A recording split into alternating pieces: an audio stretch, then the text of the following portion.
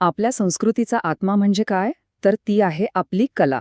पण विचार करा, आज हाच आत्मा संकटात सापडलाय. भारताचा जो समृद्ध आणि वैविध्यपूर्ण कला वारसा आहे ना, जी आपली खरी ओळख आहे, तो आधुनिकीकरणामुळे आणि दुर्लक्षामुळे हळूहळू नाहीसा होतोय.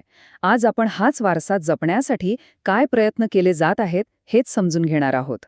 एक विचार करा, जर एखादी संपूर्ण कला कायमची नाहीशी झाली तर काय होईल? म्हणजे हे फक्त काही सुंदर वस्तू किंवा चित्र गमावणं आहे का? नाही, अजिबात नाही. याचे परिणाम खूप खोलवर आणि खूप गंभीर असतात. चला, एक उदाहरण घेऊया ढोकरा कलेच्या कारागिरांचं. त्यांच्या आयुष्याची कल्पना करा. जेव्हा त्यांची कला संपते, तेव्हा फक्त एक धातूची वस्तू बनवण्याची पद्धत संपत नाही. नाही, त्यासोबत त्यांची ओळख, त्यांची रोजीरोटी आणि सगळ्यात महत्त्वाचं, पिढ्यानपिढ्या जपलेला तो वारसा, सगळंच संपून जातं. तर ही समस्या किती गंभीर आहे हे समजून घ्यायचं आहे ना. चला तर मग बघूया नक्की कोणत्या कला आज खरंच संपण्याच्या मार्गावर आहेत. आणि हो, ही एक अशी सांस्कृतिक आपत्ती आहे ज्याकडे आपण दुर्लक्ष करून चालणारच नाही. ही यादी बघा. मधुबनी चित्रकलेचे काही विशिष्ट प्रकार, किंवा गावागावात मनोरंजनाचे एक मोठं साधन असलेले आपलं पारंपरिक बाहुली नाट्य, ढोकरा धातुकाम आणि अशा अनेक प्रादेशिक वस्त्रकला.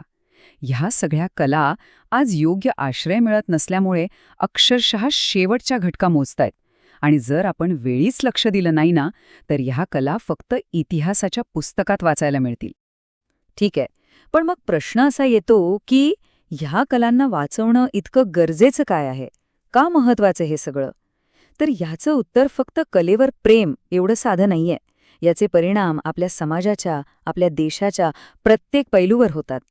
पहिलं आणि सगळ्यात महत्त्वाचं म्हणजे आपली ओळख. आपली कला फक्त भारतापुरती मर्यादित नाहीये, ती जगभरात आपली ओळख आहे. हीच कला तर आपल्या संस्कृतीची, आपल्या इतिहासाची गोष्ट पूर्ण जगाला सांगते. आणि हा वारसा गमावणं म्हणजे काय? म्हणजे जागतिक स्तरावर आपली एक ओळखच पुसून टाकण्यासारखं आहे. आणि दुसरी गोष्ट म्हणजे या कलेमागे फक्त सौंदर्य नाही आहे, यामागे लाखो लोकांचं आयुष्य आहे. विशेषतः आदिवासी आणि ग्रामीण भागातले कित्येक कुटुंब आहेत ज्यांचा पूर्ण उदरनिर्वाह ह्याच हस्तकलेवर अवलंबून आहे. विचार करा, जर कलाच संपली तर त्यांचं आर्थिक आणि सामाजिक आयुष्य सगळंच धोक्यात येईल. आणि फक्त एवढंच नाही, देशाच्या अर्थव्यवस्थेसाठी सुद्धा या पारंपरिक कला एक खूप महत्वाचा स्रोत आहेत. कसं? तर सांस्कृतिक पर्यटनामुळे.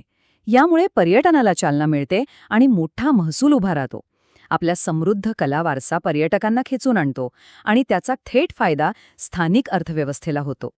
आणखी एक महत्त्वाचा मुद्दा म्हणजे कला लोकांना जोडते. ती भाषा आणि प्रांताच्या भिंती तोडून लोकांना एकत्र आणते. वेगवेगळ्या समाजामध्ये एक समान धागा विणण्याचं काम करते. आणि यामुळेच आपलं विविधतेत एकता हे जे मूळ तत्त्व आहे ना, ते अधिक मजबूत होतं. आणि हो, आंतरराष्ट्रीय संबंधांमध्ये सुद्धा कलेची भूमिका खूप मोठी आहे. भारतीय कला जगात आपला सांस्कृतिक प्रभाव वाढवते. यालाच सॉफ्ट पॉवर असं म्हणतात. म्हणजे काय? तर सैन्य किंवा पैशाचा वापर न करता फक्त आपल्या संस्कृती आणि कलेच्या माध्यमातून जगात आपला प्रभाव निर्माण करणं. तर इतकी मोठी समस्या आहे. मग ह्या आव्हानाला तोंड देण्यासाठी नेमकं काय केलं जातंय? सुदैवानं या कला प्रकारांना वाचवण्यासाठी एक मोठी बचाव मोहीम सुरू झाली आहे. चला, आता आपण त्याबद्दलच जाणून घेऊया. सरकार एक स्पष्ट 4 कलमी धोरण राबवत आहे. पहिली पायरी आहे संरक्षण. म्हणजे काय? तर ज्या जुन्या कलाकृती आहेत, ज्या खराब होत आहेत, त्यांना जपायचं, त्यांना नवं आयुष्य द्यायचं. दुसरी पायरी आहे प्रमाणीकरण, म्हणजे GI टॅग. हा टॅग म्हणजे त्या वस्तूच्या गुणवत्तेची आणि ती कुठून आली आहे याची पक्की हमी. तिसरी पायरी आहे प्रोत्साहन, म्हणजे आदिवासी हाट आणि ऑनलाईन प्लॅटफॉर्मच्या माध्यमातून कारागिरांना थेट ग्राहकांशी जोडलं जात आहे. आणि चौथी पायरी एकत्रीकरण. एक भारत श्रेष्ठ भारत सारख्या उपक्रमांमधून वेगवेगळ्या राज्यांमध्ये कलेची देवाणघेवाण वाढवली जातीये.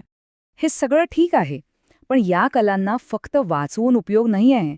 त्यांना भविष्यासाठी सुरक्षित करावं लागेल. त्यांना पुन्हा एकदा भरभराटीला आणावं लागेल. मग यासाठी पुढचा मार्ग काय असायला हवा?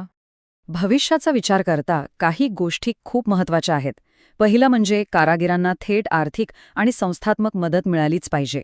आपली संग्रहालय आणि सांस्कृतिक संस्था अधिक मजबूत व्हायला हव्यात. या सगळ्या कलांचं डिजिटल रेकॉर्ड बनवणं, म्हणजे व्हर्च्युअल प्रदर्शनं भरवणं खूप गरजेचं आहे. पारंपरिक कलांना आजच्या काळातल्या आधुनिक उत्पादनांशी आणि बाजारपेठेशी जोडायला हवं. आणि हो, सगळ्यात महत्त्वाचं, हा वारसा पुढच्या पिढीपर्यंत पोहोचवायचा असेल तर तरुणांना यात सामील करून घ्यावंच लागेल. म्हणजे या सगळ्याचं सार काय, तर ते या एका वाक्यात आहे: परंपरेला नाविन्याची जोड देणं.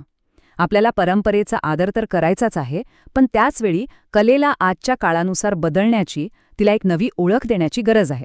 हाच समतोल या कलांना नवं आयुष्य देऊ शकतो.